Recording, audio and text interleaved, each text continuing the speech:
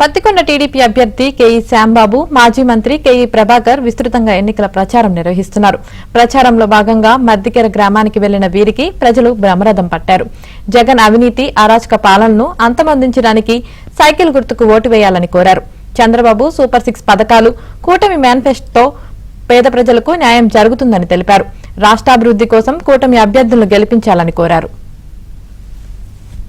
మరి యువత ఉంది, ఇంతమంది యువత ఉద్యోగాలు డిఎస్సీ అంటాడు, అదంటాడు, ఇదంటాడు, ఏం యువత రాలేదు.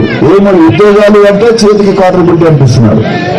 ఆ కాటర్ బుడ్డి తాగుతూనే ఉద్యోగం లేదు, పాడలేదు, సాలు అని. పత్తికొండలో ఇంకా దారుణం, గంజాయి అమ్ముతున్నారు, గంజాయి చాక్లెట్లు అమ్ముతున్నారు.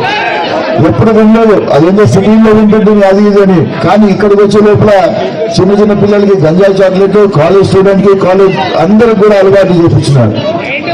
రైతుకి బంగారం పండిరా అని చెప్పి మనమందరం చెప్తుంటే వాళ్ళు గంజాయి పండిరా అని చెప్పి కొంతమందికి అవి చేస్తున్నారు. మరి ఇంత దారుణమైన గవర్నమెంట్ నేను ఎప్పుడు చూడలేదు. జగన్మోహన్ రెడ్డి మరి ఏం దూరపడి కాదు, మా చిన్నప్పుడు స్నేహితుడే. మా అన్న తర్వాత జూనియర్, నాకు సీనియర్ అవుతుండే, ఆయన మధ్యలో ఉంటుండేది. మరి చిన్నప్పుడు ఇట్లాంటి బుద్ధి ఇప్పుడు లేకుండా ఎందుకు అట్లా తయారైనారో నాకు అర్థం కాలేదు. కరెక్ట్.